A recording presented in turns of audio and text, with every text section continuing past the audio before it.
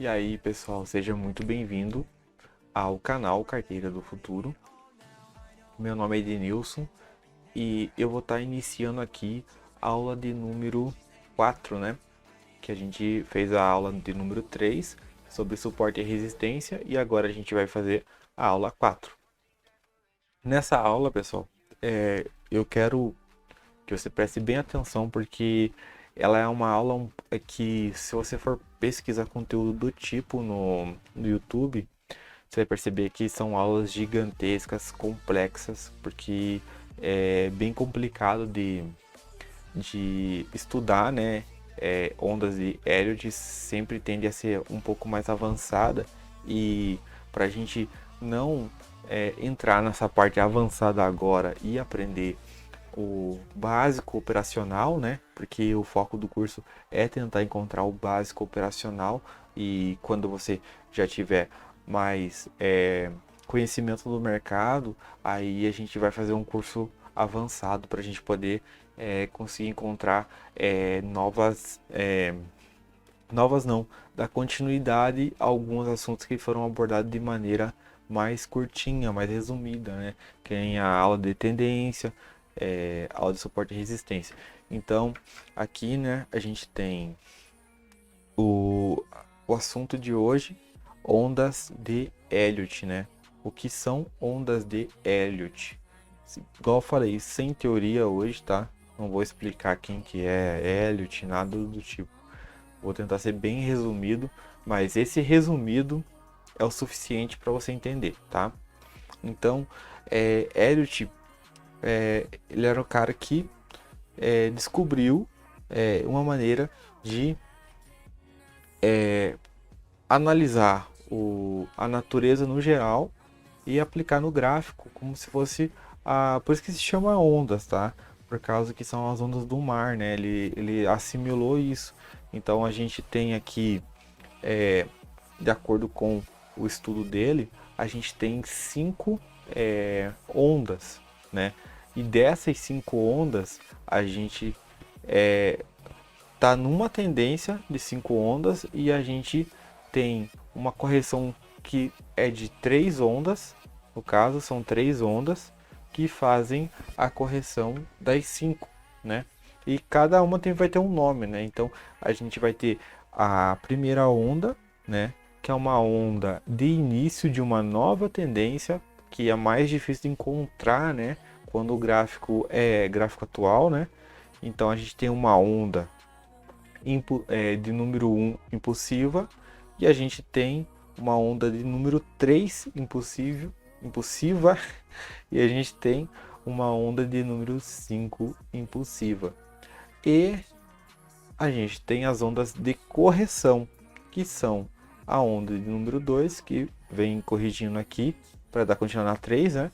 E a gente tem a correção da onda 4, tudo isso dentro de uma única tendência de um movimento. E depois que a gente termina esse ciclo aqui, ó, dessas ondas, a gente tem a nossa correção. Então a correção aqui vai ser o A, B, C, tá? Então são ondas corretivas, só que essas ondas a gente tem que olhar sempre o tempo gráfico que a gente está operando, que nem isso aqui vai ter um impacto maior em tempos gráficos maiores, né? Então, em tempos gráficos menores, elas simplesmente vão ser parte de um movimento, né? Então, parte 1 do curso aqui, primeira explicação, ondas de Elliott, ok? Então, conseguiram entender, né? Como que funciona tudo? Se entenderam, a gente agora segue colocando essa teoria de Elliott na prática, né? Mas antes, né, a gente tem aqui algumas explicações, né, sobre elas, né? Mas eu não vou ler tudo isso aqui não, pessoal, que eu falei, parte teórica, daí fica muito complicado para a gente estar abordando, né? Mas já vou adiantar aqui no próprio desenho que a gente tem uma onda de número 1 e número 2 que normalmente elas não tendem a ficar complexas, tá? Aí a onda número 3, pessoal, é a maior onda do movimento. E por ela ser a maior onda desse movimento de Elliott, né, que ele estudou, né, por ela ser a maior, o volume também, né, o indicador volume, ele tende a demonstrar ali um crescimento muito maior. Só que daí quando a gente vem para a onda 4, a onda 4 ela é o terror dos traders, tá? É o terror, a onda 4 é a pior onda para se operar que existe no mundo financeiro. Por que que ela é a mais complicada? Porque ela faz alguns comportamentos, na maioria das vezes, um pouco bizarro, né? Ela deixa topo, ela dá sinal que encerrou e engana a galera. Então é típico de onda 4 fazer isso, sem falar das certas dificuldades que a gente vai perceber que a onda 4 tende a criar dentro do mercado. Então a gente tem uma onda aqui de número 5, né? E a onda de número 5 ela sobe com divergência porque não tem volume ponderado no gráfico, tá? Então quando a onda vai subindo, vai sendo construída, você não vê o volume igual o que você viu na onda 3, porque o mercado ele já está ali no fim daquela pernada, né? Então o mercado tende a não ter volume, tá? Não digo não ter volume, mas ter menos volume que o normal, tá? Então eu deixei pronto aqui no gráfico para vocês entender como exemplo, tá? Mas a gente vai fazer do zero aqui também. Então, lá naquela foto linda, maravilhosa, né? A gente vê tudo bonitinho, né? Coisa mais linda do mundo. E a gente vem aqui pro mercado e se depara com uma bagunça difícil de se achar, né? Então a gente vai começar aqui do zero, né? Para ficar mais fácil. Então, como que eu descubro, né? Quais são as ondas, né? Aonde que elas estão?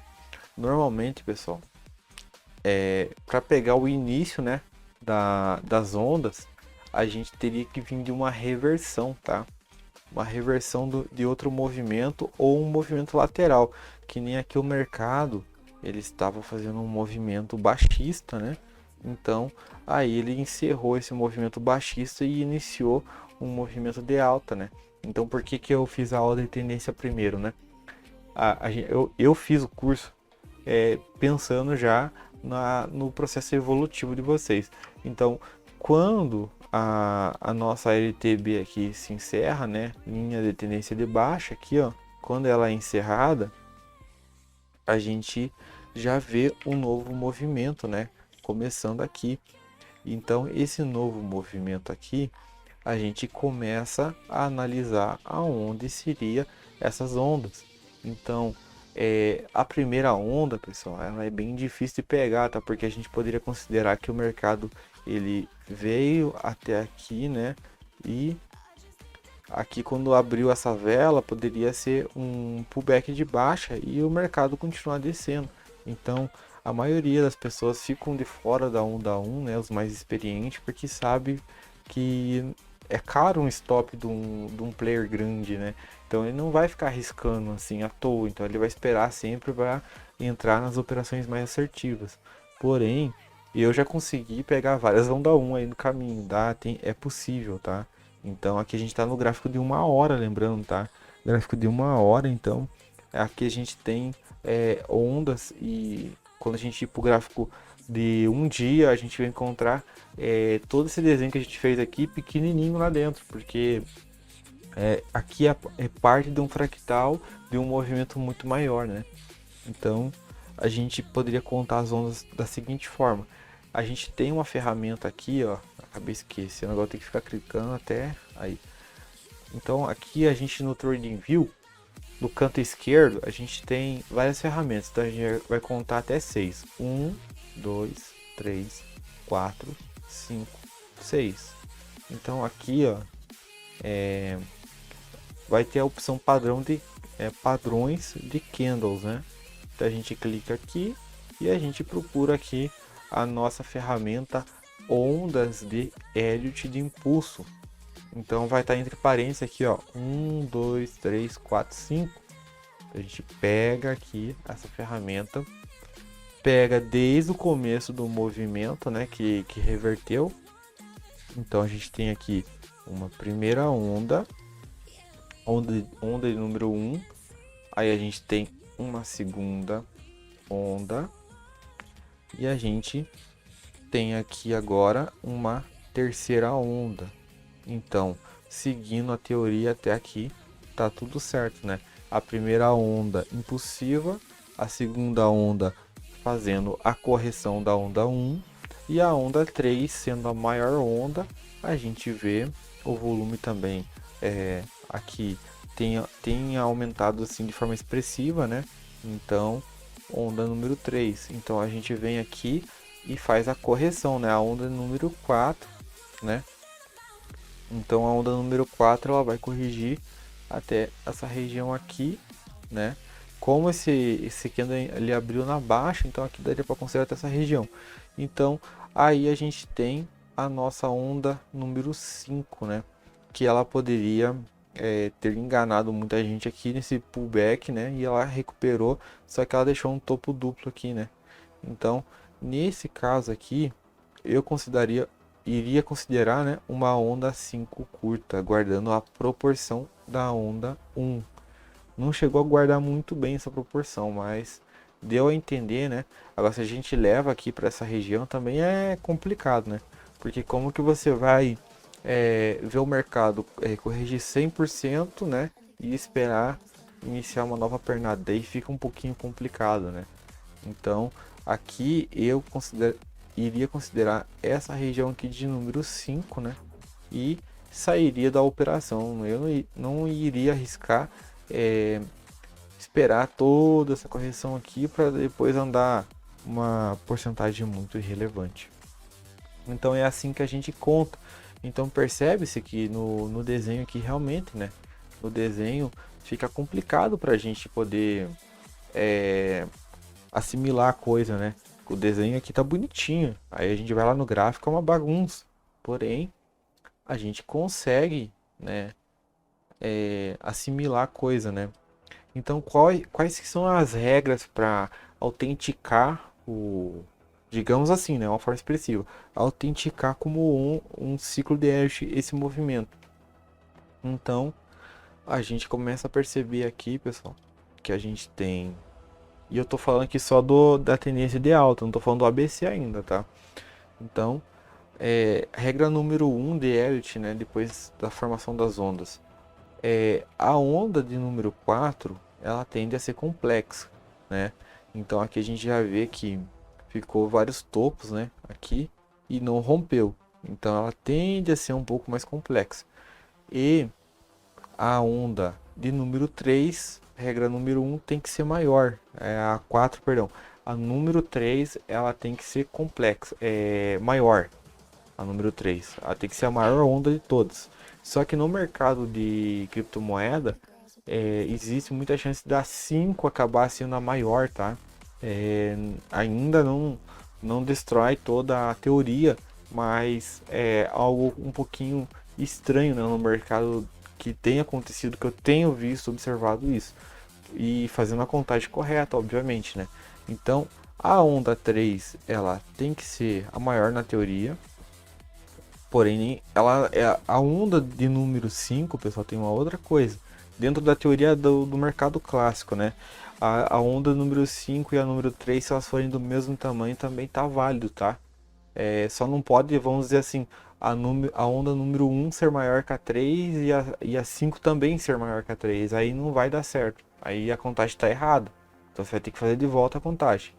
Aí a gente tem aqui a onda de número 4, que daí a gente tem uma regra dentro da onda número 4, que ela tende a ser mais complexa.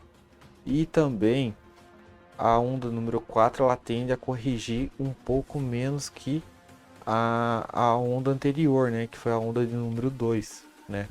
Também não estou vendo assim em todo o tempo, né, que eu fico fazendo as análises, eu não estou encontrando algo tão expressivo, mas dá para encontrar em vários pontos do gráfico. Então, eu vou ter que falar de outra ferramenta para daí eu explicar essa parte para vocês. Então, eu não quero fugir do primeiro assunto. Então, onda 1, onda 2, onda 3, onda 4 e onda 5. Simples assim. E qual que é o melhor ponto de entrada, né, no mercado para você operar ondas de Elliott, né? Seria a gente operar no topo da onda 1, fazer a entrada, porque sempre você vai ver um pullback, é muito de livro esse padrão, tá? É um padrão de livro. Então a gente sempre vai encontrar no gráfico, quando a onda 2 encerra aqui, ó, a gente poderia fazer a entrada aqui? Poderia, tá? A gente poderia fazer a entrada nessa região. Mas por sorte né, por sorte mesmo, a gente tem duas oportunidades para surfar a onda 3. Então, a gente tem essa entrada do fim da onda 2 e a gente tem a entrada por pullback em relação ao topo da onda 1. Então, quando todo esse movimento aqui, ele corrige e daí quando o mercado começa a subir, essa resistência tende a forçar a fazer o famoso pullback, que é o mercado ir até a região do topo, perder um pouquinho da força, fazer o famoso pullback e daí tu teria uma entrada nessa região. Não é muito top, né, a forma que você consegue gerenciar teu risco, né? Basicamente você poderia entrar nessa região aqui, colocar teu stop aqui e buscar o alvo aqui em cima. É muito bom, cara, é muito bom você aprender teoria de Elliott, tá? É muito importante, pessoal. Isso aqui é a forma que você vai conseguir sobreviver no mercado, tá? Sem ondas de Elliott, tem como operar? Pô, até tem, mas nossa, você vai ficar com quanto tempo sem aprender isso, que é o básico, né? Então, básico, modo de dizer, né? Porque a gente já tá entrando numa parte meio avançada da coisa, mas seria, vamos dizer assim, um intermediário. Você tem que saber. E aí o mercado vem aqui e faz o A, o B e o C. Então tem outra ferramenta aqui no canto esquerdo, né? Se chama ABC. Aí você pode pegar aqui, ó, A, B e C aqui embaixo, tá? Então esse ABC ele testou o topo da onda 1 e segurou essa região. Então dá a entender, pessoal, quando eu tava reparando esses dias, quando a letra C aqui, né, no caso do movimento, segura no topo da onda 1, o mercado ele tende a continuar aquele movimento de alta, tá? Então isso aqui é uma coisa que eu venho observando aqui no mercado de criptomoeda, tá? Então não é uma questão de tentar inovar alguma coisa, porque a análise gráfica ela tá aí há muitos anos, tá? Mas são observações que eu venho fazendo aqui e tento aplicar, tá? Então deixa eu dar uma olhadinha aqui no TradingView. Eu deixei aqui bem grande essa ferramenta aqui, das ondas de Elliott, para que quem está assistindo no celular consiga ver, tá? Eu vou dar um zoom aqui, ó. Então aí fica mais fácil, ó. Tá vendo? Então, deixa eu aproximar aqui. E, pessoal, essa parte aqui, acredito que vocês tenham entendido, né? Então, lembrando, eu estou no gráfico de aqui de 1 hora, tá? Gráfico de 1 hora. E a gente está analisando ondas de Elliott no gráfico de 1 hora. Aí a gente vai para um outro tempo gráfico para a gente também fazer o comparativo, né? Para ver como que vai ser num gráfico maior. E eu vou aproveitar, já que a gente vai para o gráfico maior, né? Eu vou aproveitar, eu vou ter que sair da tela cheia aqui agora. A gente vai aproveitar aqui e fazer o seguinte: a gente vai deixar a nossa contagem de ondas aqui, tá? Para vocês verem que legal que é quando a gente sai do período de 1 hora e vai para o gráfico o diário, né? Eu vou pular bastante para a gente ver, né? Então a gente vai para o diário para a gente ver como que vai estar lá a situação, tá? E observa aqui, pessoal, que quando a gente teve essa região do volume, ó, a gente tem a onda 3 aqui, tem uma pequena divergência aqui, que normalmente, né, o mercado ele tende a ter o volume mais alto na região da onda 3, né? Então tem uma pequena divergência aqui que deve ter deixado algumas pessoas com dúvida, né? E daí a onda 5 faz totalmente o oposto, né?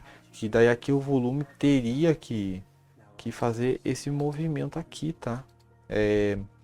Talvez por causa do tempo gráfico, né?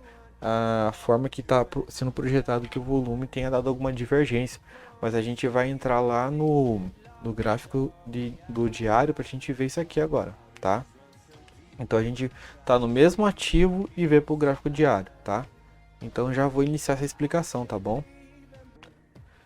Então, pessoal, vou retornar aqui. Eu parei para pegar um cafezinho, daqui a pouco eu vou fumar um narguilé aqui que virou praticamente tradição aqui. Aqui em casa a gente fuma todo santo dia, né? Então, aqui, pessoal, até esqueci de pegar a minha caneca, tô no copinho de pingado mesmo. Então, continuando aqui, a gente começa a perceber no gráfico no gráfico diário que não tem nada na tela. Então, vamos lá, diminuir aqui. E agora repara, pessoal, como que tá o nosso fractal, né? Então, o nosso fractal aqui, ele tá, parece que foi esmagado, né? Essa região do que a gente fez a análise no gráfico de 1 hora. E por que que isso acontece, pessoal? Isso acontece porque cada vez que a gente aumenta o tempo gráfico, a gente aumenta o fractal, né? Então, em vez da gente... É como se a gente estivesse cortando uma cebola e daí a gente estivesse olhando só pro centro dela, que é menorzinho, né? Daí, tipo, a gente vai tendo é, os, os círculos maiores, né? Então, eles vão aumentando. Então, aqui nesse caso, ó, eu vou diminuir aqui para não ficar toda essa bagunça, para vocês não ficar totalmente perdidos. E vou ampliar o gráfico aqui. Então, quando a gente amplia o gráfico, né? Lembrando que isso aqui acho que até não é tão antigo, deixa eu ver, não, é antigo sim. Então, puxando para cá aqui, ó. Olha só como que tá o nosso fractalzinho ali. Aí você vai falar assim, nossa, mas não compensava então a gente ter pegado todo esse movimento aqui.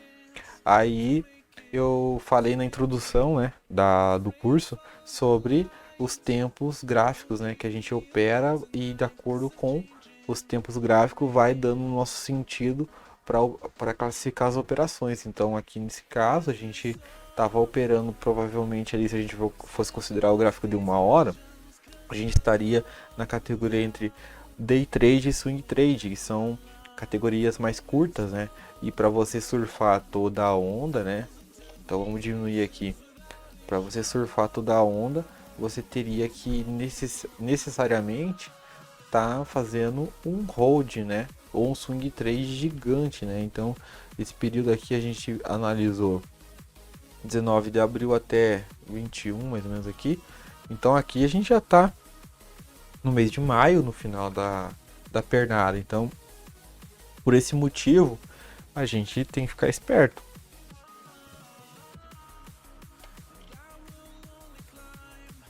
Aí, pessoal, a gente vai aprendeu aqui a analisar um fractal no gráfico de 1 hora, né?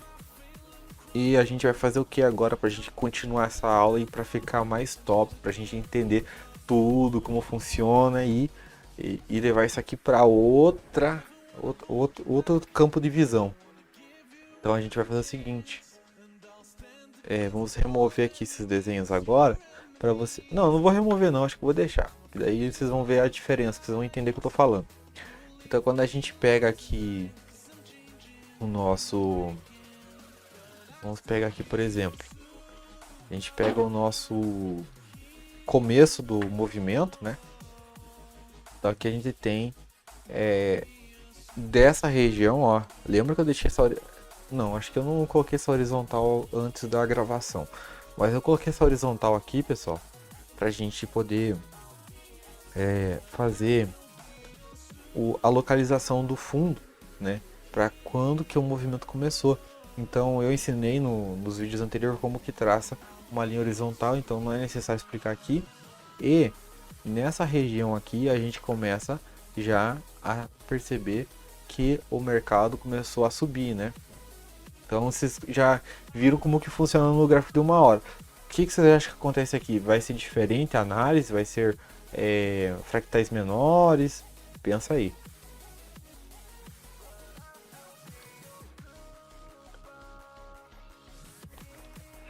Aí no diário, então, a gente tem visto aqui o mercado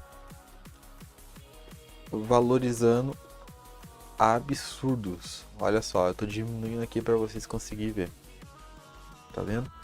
Então, olha o tanto da onde a gente tava sendo uma formiguinha aqui, né? No gráfico de uma hora. Olha o tanto que o mercado valorizou. É absurdo, né?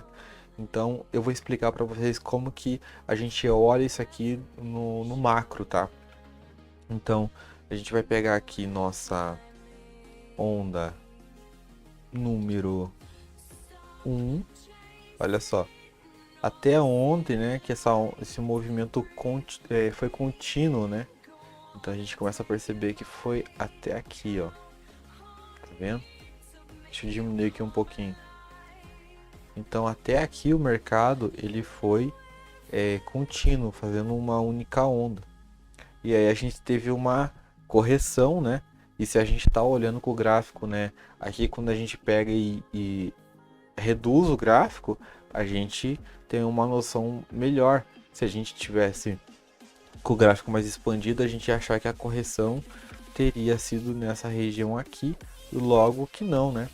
Então a gente sabe que por ter deixado esse topo duplo, deixando topos e fundos descendentes, uma provável LTB seria aqui.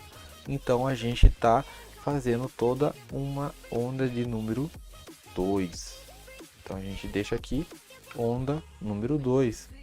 E agora a gente vai partir pro próximo ciclo, né, que é a onda 3, que é o que a gente mais vai buscar nas operações. Então, onda número 3 poderia ser aqui? Poderia. Já faria sentido em relação à onda de número 1. Só que como a gente não teve nenhum pullback significante nessa região, então logo a gente sabe que aqui esse pullback era a entrada da operação para pegar para quem não entrou aqui embaixo. Então aqui a gente vai levar até aqui em cima, onda de número 3. Então vocês começam a perceber, né, o que eu falei sobre as entradas por pullback já vai ser esclarecido aqui, né, nesse tempo gráfico de diário, né? E aqui a gente tem a onda 4, não tão complexa quanto o normal, né? Mas ainda assim, ela causa uma certa confusão aqui, porque aqui parece que iniciou uma onda 5, né? E aí veio aqui e corrigiu quase 100%, ó. Mas, considerando topos e fundos ascendentes, então a onda 4 ela vem encerrar aqui. E daí a gente tem nossa querida onda de número 5. E assim a gente encerra a contagem numérica de Elliott. Simples assim, tá? Aí você vai olhar lá pro desenho lá que eu coloquei ali, ó. Vamos olhar lá pro desenho. Para você ver que a realidade tem um gordinho que eu assisto uns vídeos dele aqui, ele fala, a realidade é pior do que parece, né? Aí então, daí você vem aqui e olha o desenho bonitinho, daí vai lá no gráfico e acha um negócio surreal, né? Aí tá, a gente entendeu aqui a contagem das ondas, né, pessoal? Simples, né? Básica. A gente não falou do ABC aqui, né? Mas eu acho que esse ABC aqui ainda tá confuso pra gente fazer essa contagem do ABC, né? Poderia ser A, né? O A poderia ser tudo isso aqui, ou poderia ser A, B. Não, já fica complicado, tá vendo? Então aqui tudo isso aqui seria o A, o B duplo, né? Seria um topo-topo. Então A, B e o C, tá?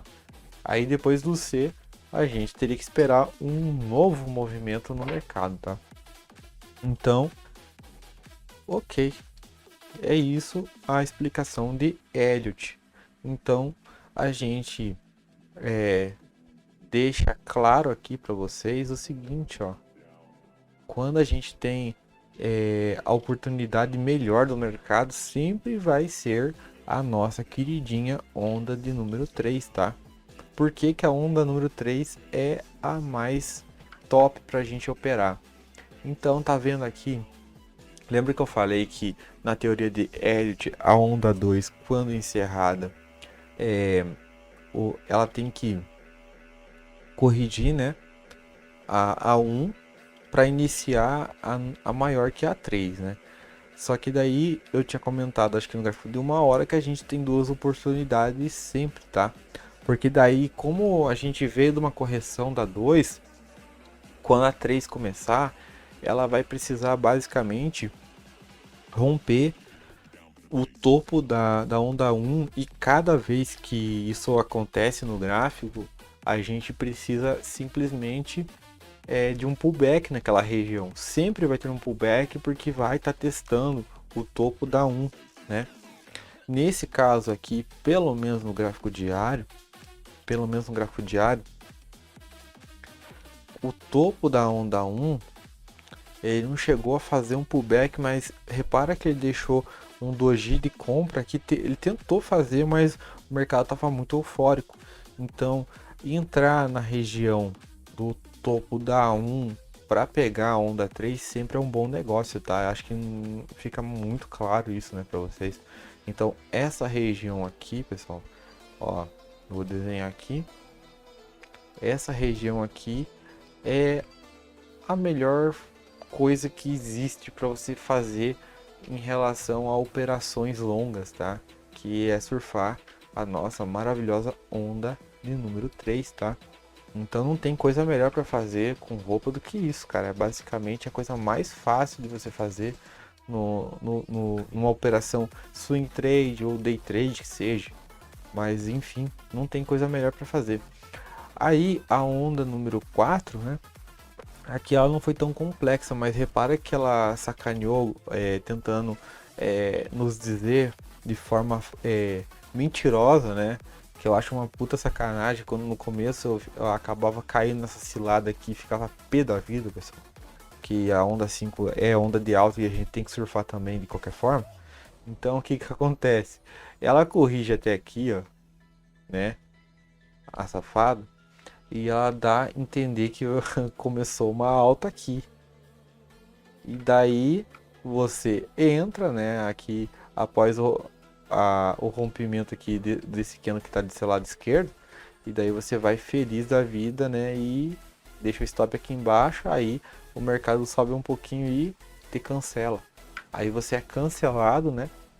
Não é cancelado igual no Insta, em outra rede social, mas aqui você é literalmente cancelado pelo mercado por causa de que quem não aprende que o onda 4 só serve para dar prejuízo, continua tendo prejuízo, tá?